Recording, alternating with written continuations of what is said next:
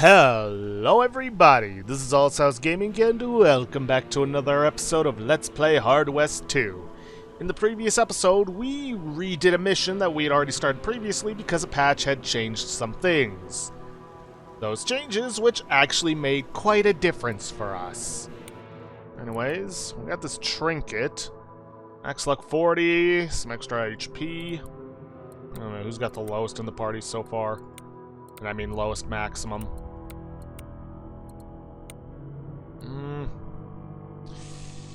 Yeah, I think I'll stick with the Talisman of the Witch. Guess I could give this one to her. And we also got a new card, 10 of Hearts. Don't have any other 10s, so I can't make a pair. But extra HP is never a bad thing.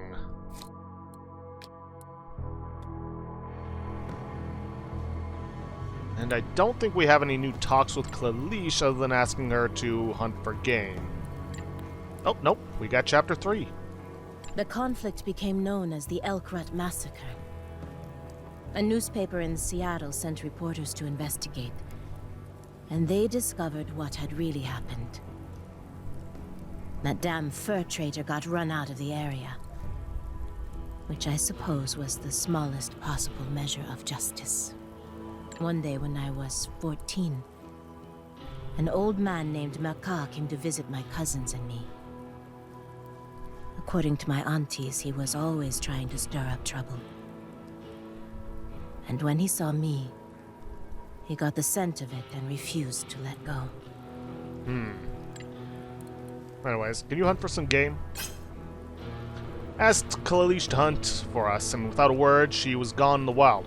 An hour later, she came back carrying rabbits and a young deer. Nice. Something tells me we don't get to do that often. Let's see. By the way, how bad are our injuries? Not the worst. We ain't really dressed for this. I think I'll hold off on... Ooh, hello. On our way, we spotted an old native warrior sitting by the fire and a dead horse lying in the snow. There was also a sled with a big bundle of furs. "Oh there, traveler. Will you share your fire?" The old man wasn't startled by our approach. We noticed he was bloodied and tired, and that the bundle on his sled was, in fact, a corpse of a younger warrior. The markings on their faces reminded me of... shadow dancers, murderers. We should end this one here and now. "I am already undone, haunted woman. Your people busted us at our camp. I survived, and now I only want to bury my son. Maka was supposed to bring us vengeance. He brought us only death. I am his dancer no more. Help me bury my son, and I'll give you his tobacco pouch, as a sign that I hold no grievance against you." You see them only as monsters, Klalish. We already destroyed them. Helping him bury his son is the right thing to do. "So when are you so soft, dear? How about we just take the pouch and leave him here to bury his own dead?" Let's see. Bill is at 3 of 8. Laughing Deer, 2 of 8. Let's get Laughing Deer up. That's right, Carter. Follow me. And win. You were one of them once, dear. If you say it's the right thing to do, I'll follow your lead. Come on, let's get it over with. After a short while, we left with the pouch and the old man's blessings. Tobacco pouch.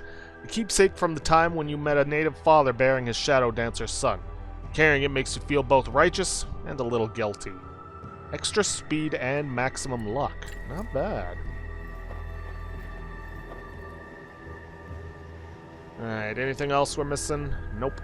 Alright. Save your breath and your warmth, people. Native village of the Blackfish tribe of hunters and fishermen. Peaceful if somewhat secluded people. Well, let's head on in. Let's see. Grimguards let us in only because of Lionette's presence. As we walked toward the center of the village, we noticed that 2 of the tents were black, as if recently burned, and some of the natives were bleeding. Let's talk with the people first.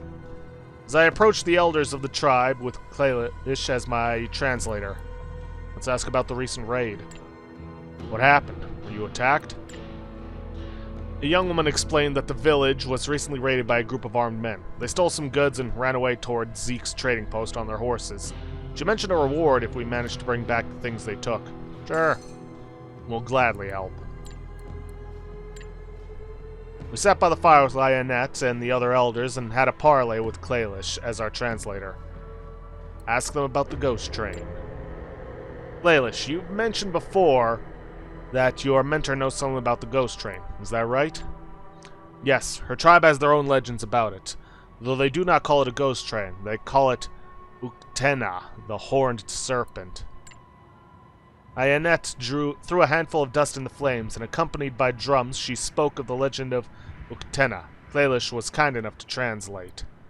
Uktena was a great snake as large around as many tree trunks, with horns on its head and a bright blazing crest like a diamond on its forehead, with scales glowing like sparks of fire. You tell me if this legend reminds you of something? My people also have a legend about the horned snake.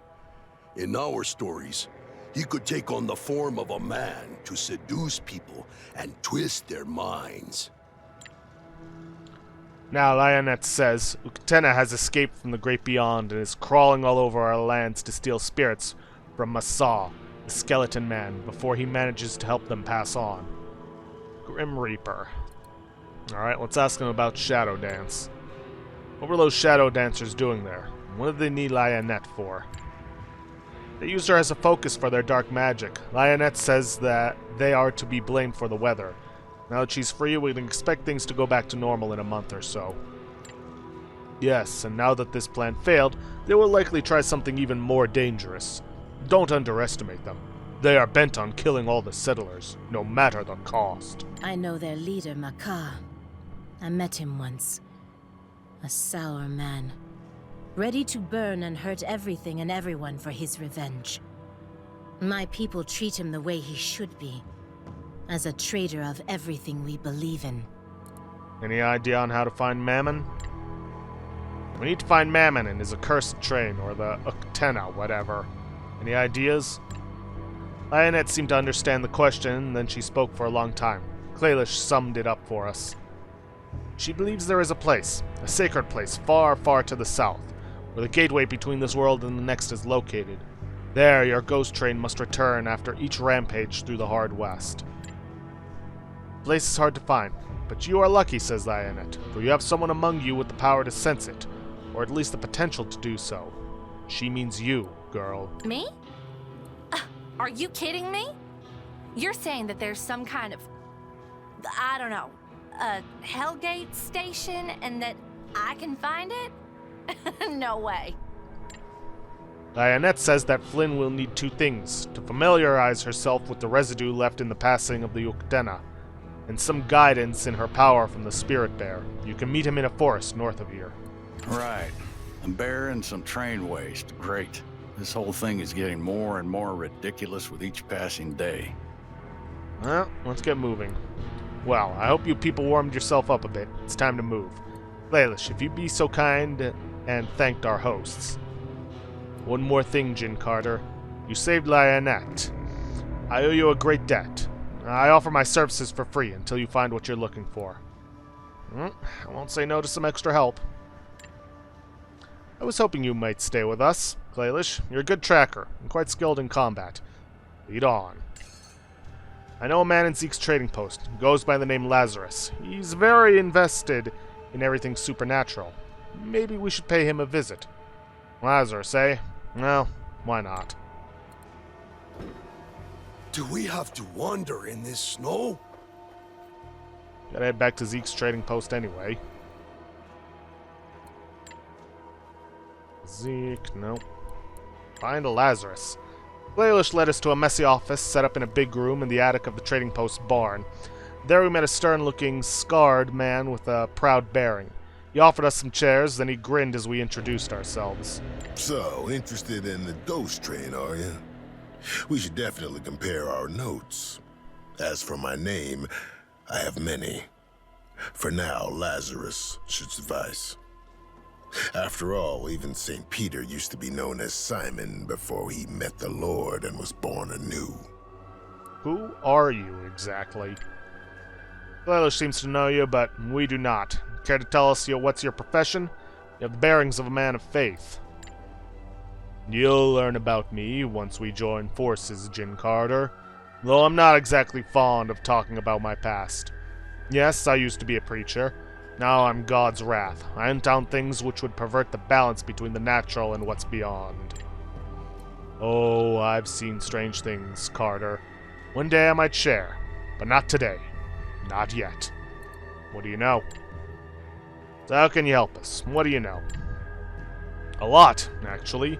See, me and my partner in crime, so to speak, a scientist by the name Solomon Delir. That name sounds familiar. Hold on.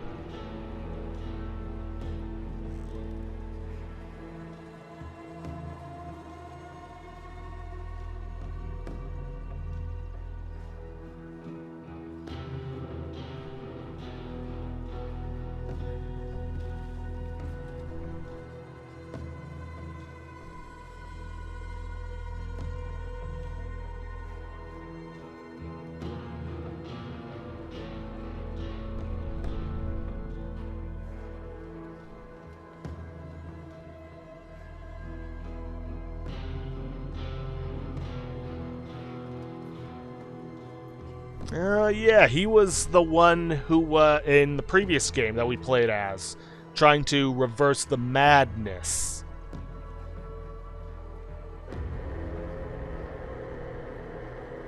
Now, let's see. Ghost Train and its master for some time now. Oh, yes, we do know about Mammon, this foul beast from the depths of hell. But tell me, how did you meet him? I sighed and told him our story. What's the point of hiding things if no one would believe you anyway?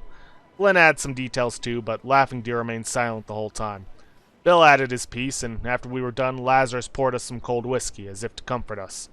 And then he shared his plan with us. Or Solomon's plan, it seemed. We want to get rid of this Mammon demon, just as much as you and your posse. Solomon found a way to gather the spiritual power that fuels Mammon's tricks, and his train. He came up with Siphon, a strange contraption, and we set up some of them here and there, wherever we thought the ghost train might pass by. Alas, we had no luck. Until now. You said whatever happened to you happened in the valley? Well, right before the avalanche, I've set up one such siphon in Boomtown. Now, if we could only get this siphon and bring it to Solomon, maybe we could come up with a way to kill Mammon. The only problem would be the avalanche blocking our way. I heard that the expedition to clear it has trouble too. What do you think, Carter? Should we join forces and together bring this demon down? Sure, why not? Well, it's a gamble, but I have a good feeling about this whole Solomon fellow. I would gladly join forces with Death itself if that would give me a chance to gut Mammon. Kind of a funny thing to say, considering Death was one of the major characters who was kind of pulling the strings from behind the scenes in the original Hard West. Glad to hear it, Carter. You won't regret it. Now, let us go and talk to the foreman and lend them a hand if they need it. When leaving the trading post with our new ally, we noticed a small group of refugees gathered by a small fire, discussing something over with raised voices. Looked like they might need assistance. Talk with the Kalakala refugees. We approached the group of troubled refugees right outside the trading post. What's going on with you? Couldn't help but overhear your conversation. Were you saying someone is lost? That's right. Our families fled all the way from Kalakala together. But as we were halfway, some of us decided to turn around, fearing they wouldn't make it the journey in those blizzards. And since the weather calmed down a bit, would you mind looking for them? We're worried sick. We'll pay, of course. Sure, why not? Alright, as long as you're paying. Where should we start? Thank you. You could start by looking around the camp where we decided to split. It's near the bridge on the way from the trading post to Kalakala up north. Alright. And we have also unlocked Lazarus, who starts with a Desert Ranger and a coach gun. Let's see, horseback riding now. Purification. Places heads down with Purification. This ability removes all negative statuses from Lazarus. Okay. He also gets transfusion. Lazarus swaps his HP and statuses with that of any other posse member in sight. Let's see. Lazarus of any character in sight. However, he can transfuse blood only with humans, living or undead. Let's see. This level has a much longer range. Okay. Fiery Sermon. Whenever Lazarus kills someone, he gains patching up status. No clue what that means. Let's see. One of the posse members has fallen. Lazarus adds 10% to his bullseye chance. Tooth for a tooth. At the start of his turn, if half the posse members have fallen, Lazarus adds 1 to his weapon damage. Okay, so it's kind of a venging kind of guy. Pistolero with 3 of a kind. Reverse Tell. If Lazarus has at least 100 luck points, he heals entirely but loses 100 luck points. Let's see. Shotgunner. Russian Vigilant. If at the start of his turn Lazarus has 100% HP, he becomes a duelist. Not sure what exactly that means. Lazarus' HP is lower than 75. He goes heads down and stops burning. Thou shalt not kill. When Lazarus kills someone while not being behind any cover, he becomes cursed. So we kind of got to be careful to not get these. Which reminds me, Klalish, being an ally, should now have Fireproof. This character is resistant to burning. Okay. Huh. Alright, anyways. We got a bunch of side quests. We're probably not going to get to a main mission at any point.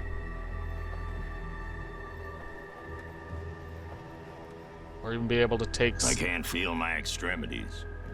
Not that I normally do. Let's see, it was a small and cozy ranch by a trapper named Bergson, a big man taller than any of us. He used to trade his old trapper equipment for cash. Yeah, what do you want? Let's make some small talk. Anything you'd like to share about the region?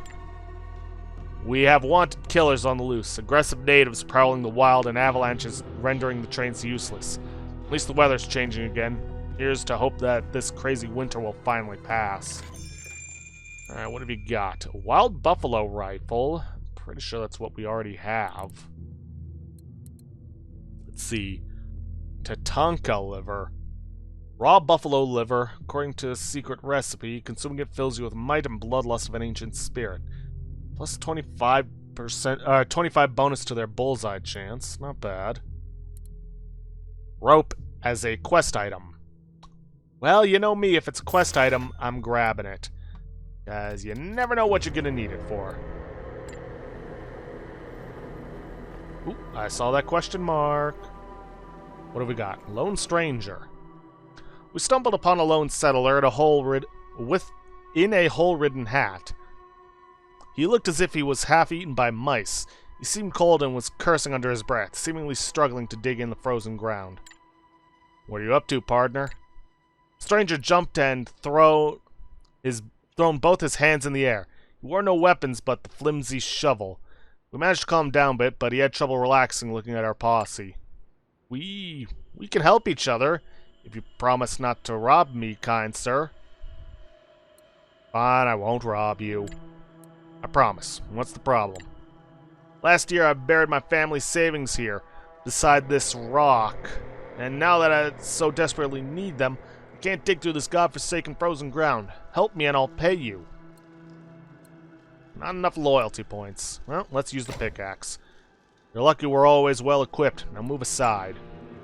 Didn't take an hour, and we managed to dig up a crate holding some cash and boring trinkets, as well as a pretty nice shotgun. Stranger offered us 75 for our help. It's not much, but I'd rather prefer the gun. But a promise is a promise, right, Carter? Sawed-off shotgun. Not bad. But no, I'd rather get loyalty with Lazarus. And 75 bucks. It's wise to listen to wise advice. Right, my word means something. Good luck to you, sir. Next time, consider a bank. Though I walk through the valley of the shadow of death. Shadow dance camp, huh? Cover your eyes. All this snow can blind you. It's neatly hidden. Only due to Kalish's skills we were able to find it. The numbers were strong here, and we dared not approach.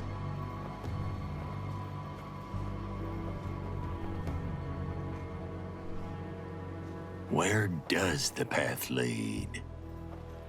Not a clue.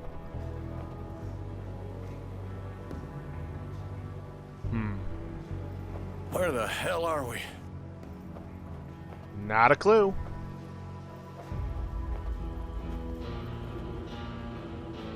Pine Falls, huh?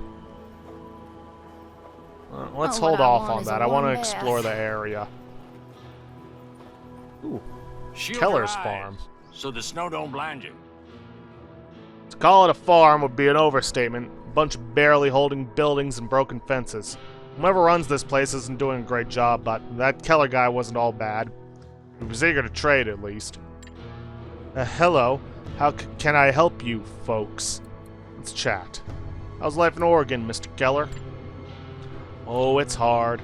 Hard life, friends. Here in the north, everything wants to kill you, all the time. Nature, natives, beasts. The people are the worst, Mr. Carter. Mark my words. People are the worst. You got any quest items? Let's see, a nail bomb. Not bad. Smelling salts. This cures. I'm guessing disarmed. And something else. New quest items, a wild buffalo rifle, no thanks, coach gun, and a gun stock club. Nah.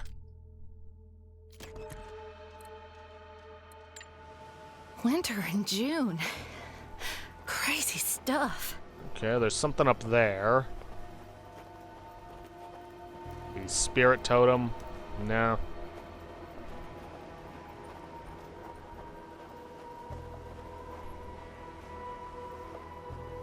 Okay, pair of guns over there. Ooh, refugees tracks. This is where the refugees split into two groups. Half of them pressed on to Zeke's trading post.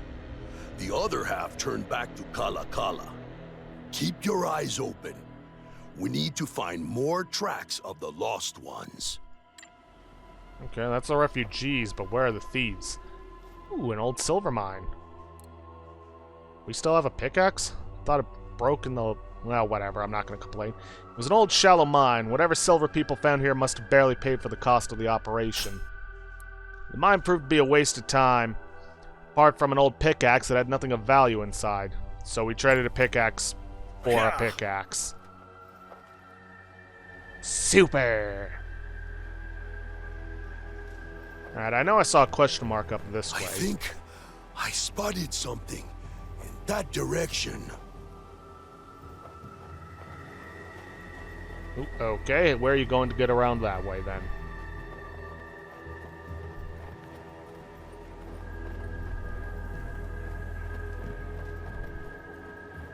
Alright, fine, fair enough. A native village.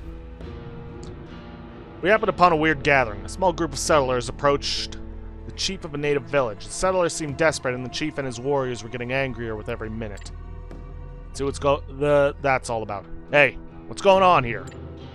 Oh, God bless you, mister. Please help us convince them to trade with us. We brought silver, guns even. We only want the food to survive the cold. That's all you people do, all the time. You want, you need, you take. No more. Go somewhere else with your cursed weapons and trinkets. The chief is right. Let's remove your folk from the village before they decide to use those guns. Come on, those settlers have hungry families. I'm sure we can come to some kind of understanding. Kalish's ally. Ask Kalish to meditate both groups. I get loyalty with both of them. Hell yeah. I know what I'm talking about. What do you think, Kalish? Is there a way to mediate this? Kalish was happy to help. She sat with the chief and leader of the settlers to negotiate a deal that satisfied both sides. Even Deer and Lazarus were happy with the outcome. Nice. Which means I get more story from both of them. Carter, ask about his past, Chapter 3. Have you heard about the great leader Diving Bird? Everyone from every nation respected him. even your people. Rather than call for war, he worked for peace. He inspired people to hope that we might one day learn to put our conflicts behind us. He was a fool. Why do I get the feeling this is going to lead to you having killed Diving Bird? As I said, Diving Bird was a fool. There is no coexisting with the settlers who ravaged our land and slaughtered our people. You are a sickness that will one day poison the very earth. Maka saw this. So, he sent me to kill Diving Bird. And I did. Yeah. Alright, Lazarus. If it isn't the man of the hour. Okay. You want to know more about me? I'm not worthy of your scrutiny. What I'm after, that's what's important. Solomon and I are deeply invested in all things supernatural. Though we come at it from different angles. He's a man of science, but me, I only care about keeping things in balance and revealing them in their own time. Where were we? Right. Balance. That's one thing the Hard West has lacked for a long time. But lately it's gotten so bad you can't even count on death, much less taxes. Just look at you, Bill, for instance. If death can't hold sway over people anymore, then what's ever gonna stop them? Huh. Death. Death is important, Jin. Don't you think? Death brings order to life. Just as all things have a beginning, they also need an end. One that we all must face, along with whatever judgment comes thereafter. And the fact that Mammon is messing with something so basic as that is more dangerous than you could know. Ever hear about the Undertaker and his son? Supposedly, those two made pacts with the devil and death himself, then fought for the fate of purgatory itself. Of course, it's just a story. But folks say the Bible's just a book of stories, too. Stories have power, and they give it to those who tell them best. Yeah. I can tell you right now, that was no story. Unless that's what they're saying about the whole thing of the Hard West, that it actually was all just a story. Which is kind of a cop-out, but whatever.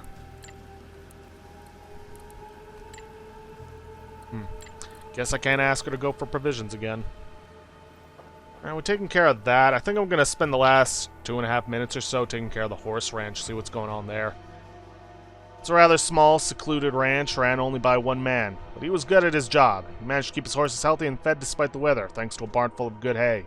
He had other problems, though, that we're not going to elaborate on, apparently. Let's get out of this cold!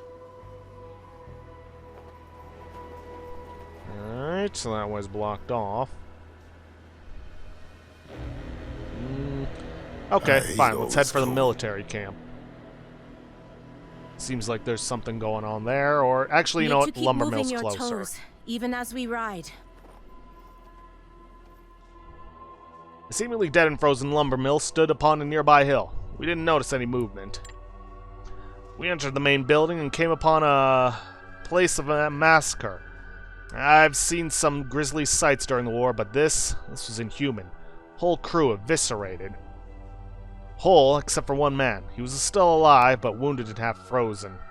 We could spend some bandages and whiskey to help him out, or, because Lazarus is our companion, we can ask him for help. Wonderful tonic consumable. Manufacturer helps with ailments of all sorts. Let's just say that it can keep you on your feet until a doctor fixes you up. Patching up, the character heals 4 HP at the beginning of the following turns, so that's what patching up does. Asked Lazarus to use his treasured healing powers and save the man. He didn't like the idea of showing off in front of a stranger, but trusted me enough to comply. Thank you. Thank you. I thought I was a goner. By Jove, it was terrifying. We heard a howl, an inhuman howl. And they were inside. Huge beasts, all claws and teeth. Just look at what they've done to my friends. I was hoping he was mad, but the idea of such beasts prowling the snow-covered landscape chilled me worse than the wind.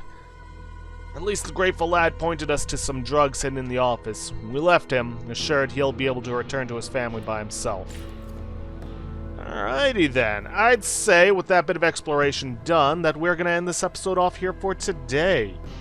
If you guys like what you see, please leave a like, subscribe for future content, don't forget to hit that bell icon to get notifications for an upload, and please leave a comment down below this video. I'll see you guys in the next episode.